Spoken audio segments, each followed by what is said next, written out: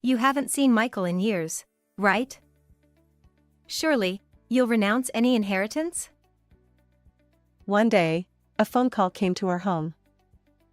The voice on the other end mocked us, and I couldn't contain my anger. I grabbed the receiver from my granddaughter, who had been handling the call. Listen here. We won't renounce any inheritance. Don't you dare speak nonsense. This child is. I, Nancy, aged 63, have been living with my husband James and our son Michael. Since getting married and having a child, I started working part-time, and I continue to do so. James has led a straightforward life as an office worker, and he was an ordinary man in both good and bad ways. He is 2 years older than me, but his gentle nature and the inexplicable charm that made it impossible to ignore drew me to marry him. After Michael was born, James became a doting father, spending weekends playing with Michael and taking him out. Our son Michael has always been sociable, diligent, and excels in academics. He's an all-around talent, both in sports and studies. In a positive sense, he's such an outstanding student that it's almost mysterious why a child like him was born to us. He's also quite good-looking, and apparently popular among women. After graduating from college, Michael left home and independently started and managed an IT-related company at a young age. Both James and I are incredibly proud of Michael. He's our pride and joy. As time passed, when Michael turned 28, we received news that he had married a woman named Sophia and they had started living together. Since Michael had left home and become independent, he rarely contacted us, perhaps due to his busy work schedule.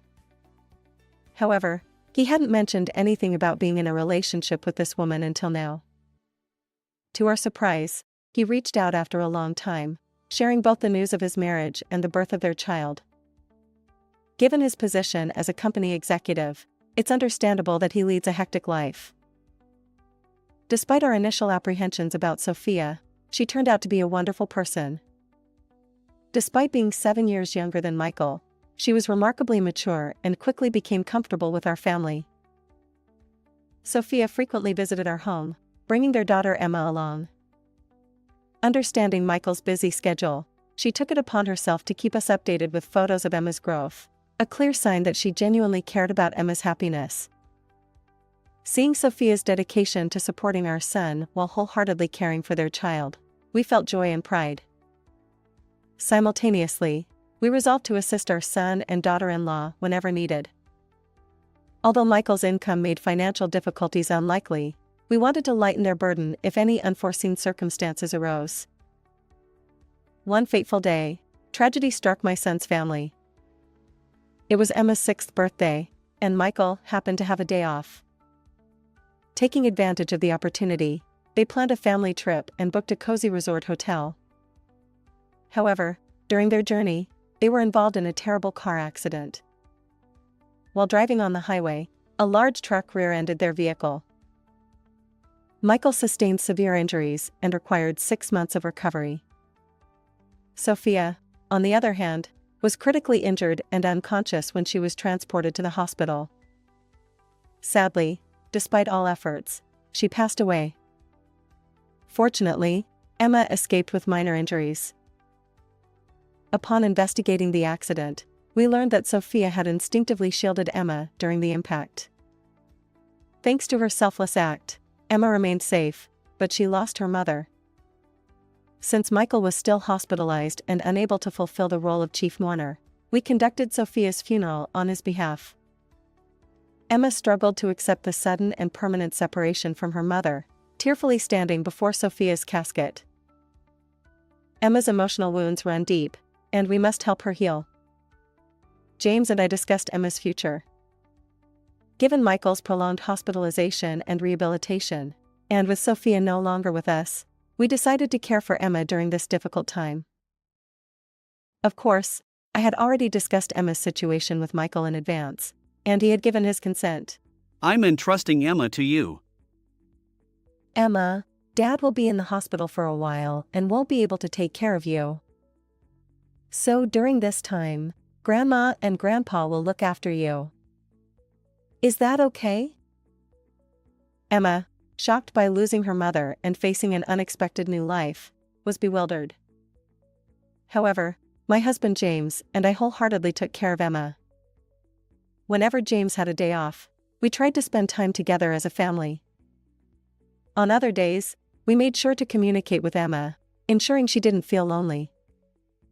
Our efforts paid off, and Emma gradually adapted to our life, slowly healing the emotional wounds from losing her mother. As time passed since the accident, Michael's condition stabilized to some extent. He returned to work early, eager to make up for the work he missed during his hospitalization. However, Emma remained with us. I wondered how long Michael intended to keep his child with us, especially since she would soon start elementary school. But considering that Michael's role as a company executive involved responsibilities beyond our understanding, we interpreted his actions favorably. Now, I had decided to document Emma's growth, just as the late Sophia had done for us, by taking photos and sending them via email. However, Michael never responded. For us, Emma is undoubtedly our granddaughter. Emma's father is Michael. I believed that he should be aware of Emma's future. Frustrated by his lack of communication, I sent him a straightforward email. Michael, I'd like to discuss Emma's elementary school enrollment. Could you visit us at home? If you're too busy, I can come to your place. Shortly afterward, Michael called me. I confronted him. Michael, you can't keep ignoring Emma. Yes, work might be demanding, but don't you realize your responsibilities as a father? Emma has missed you terribly since she hasn't seen you in so long. Michael's response shocked me. Mom, there's something I need to tell you. Please continue raising Emma as if she were your own. You see, I can't handle parenting. It's impossible.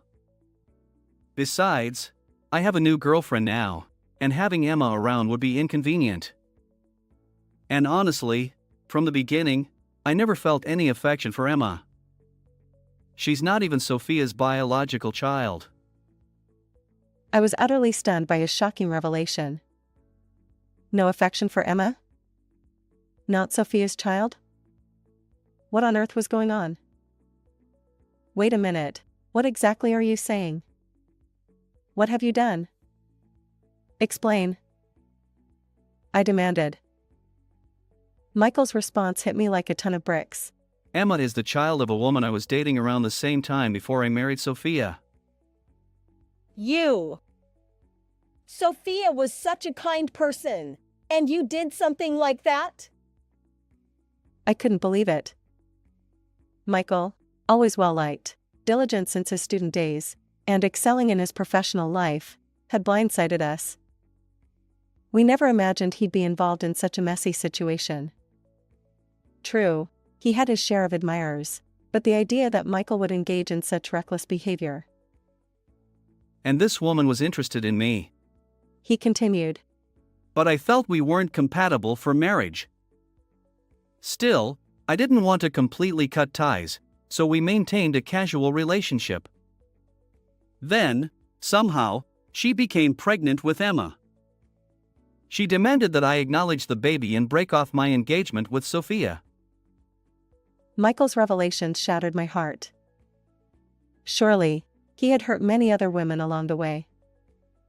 As a woman myself, anger toward our own child began to build. I had rejected everything, but that woman went ahead and gave birth to Emma without my consent, and then she took her own life, leaving her child behind and selfishly departing. You! You're not kidding, are you? You drove someone to suicide, and yet you think you're blameless? That's absurd. Clearly, you're the one at fault. My anger flared up at Michael's heartless behavior. The revelation left me dumbfounded. Sophia, who had loved Emma unconditionally despite not being her biological mother and the birth mother of Emma, whom I've never even seen. And now, my own son has caused immense trouble. What must Emma be feeling? How did Sophia raise her with such love? I wondered aloud. You can't possibly understand. I never imagined my own son would turn out to be such a disgrace. Do you think we'll entrust you with Emma? We'll take care of her. Michael's response was callous. Enough with the nagging. It's none of your business how I've been involved with women in the past, right? Anyway, I have no intention of raising Emma anymore. I already have a new girlfriend, and we're getting along just fine. So, let Emma be taken care of on that side. As I listened more closely, I could hear laughter in the background, probably from the woman he was with. Just hearing her laugh while discussing such matters made me suspect she wasn't a good person. And Michael, choosing someone like her, seemed to drift through relationships without discernment. I sighed internally. Even if I think it's futile, I'll offer one piece of advice. Being careless in relationships with women will only lead to trouble eventually.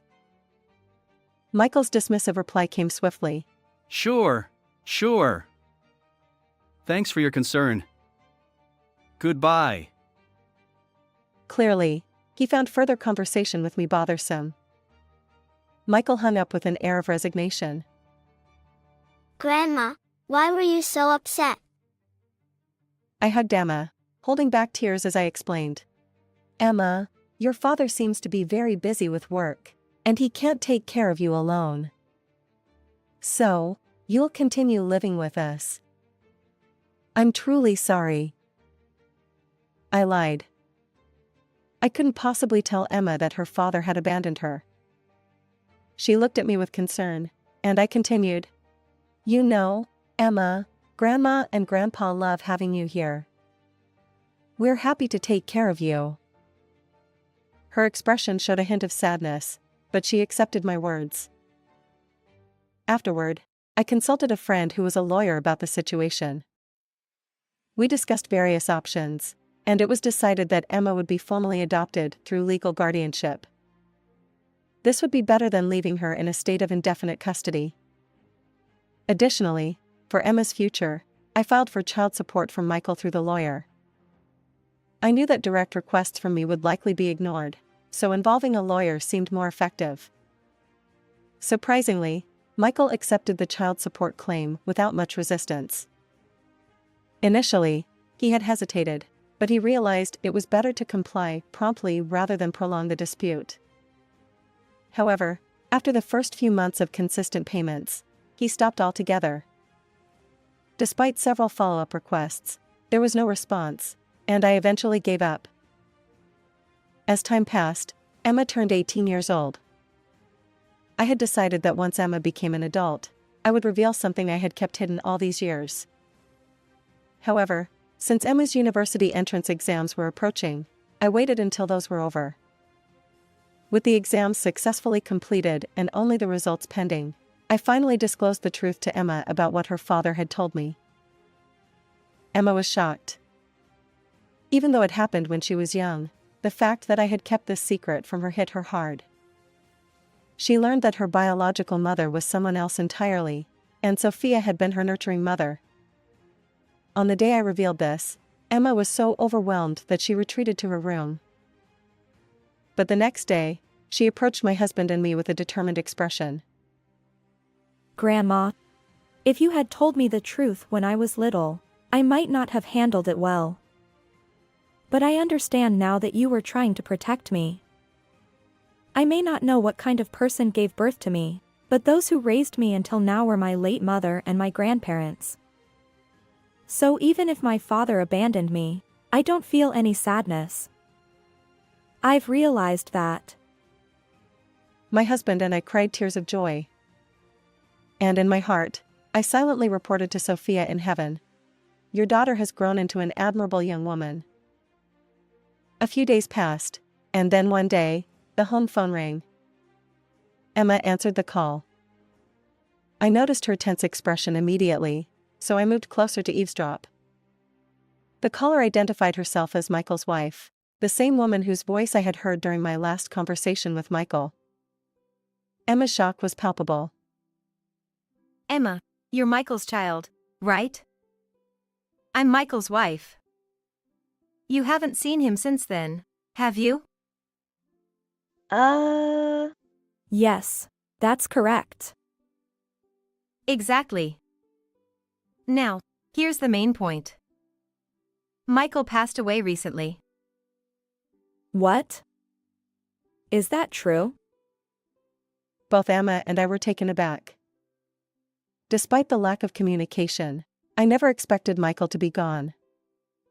Strangely, his wife didn't sound particularly sad, despite being his spouse.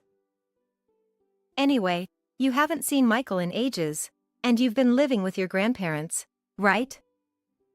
So, you're practically strangers with Michael now. Considering that, you won't be inheriting anything, will you? Besides, it's not like you deserve any inheritance as a stranger.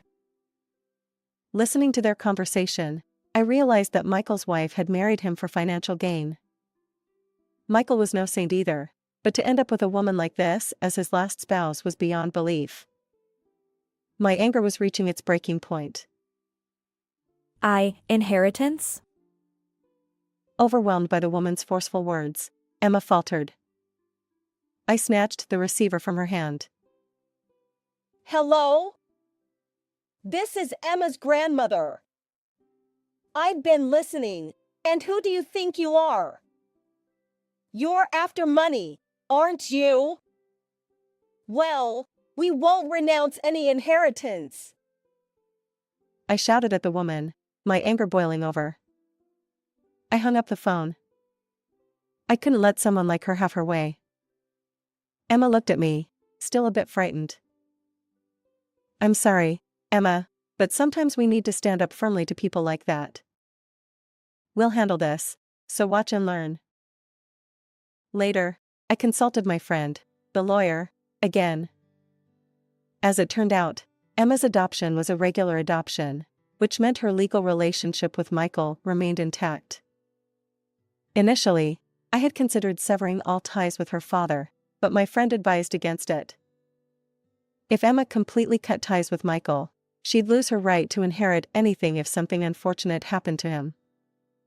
So, we opted for a regular adoption that maintained their legal connection. Through the lawyer, I made a statement to Michael's wife that Emma would not renounce her inheritance, and we demanded the unpaid child support that Michael had failed to pay.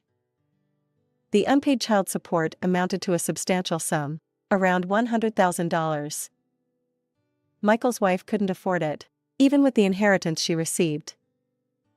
To settle the debt, she sold her house, and her subsequent whereabouts remained unknown. Rumor had it she was living quietly in some apartment. One day, Emma treated my husband and me to dinner using the money she had saved from her part-time job. It's not much, but it's my way of expressing gratitude to you two who raised me. For me, her words meant more than the dinner itself. I felt immense gratitude towards Sophia, who had lovingly nurtured Emma despite their lack of blood relation. Sophia's legacy lived on, and we continued to live happily with Emma. How did you find this story? If you enjoyed it, consider subscribing to our channel. Until next time.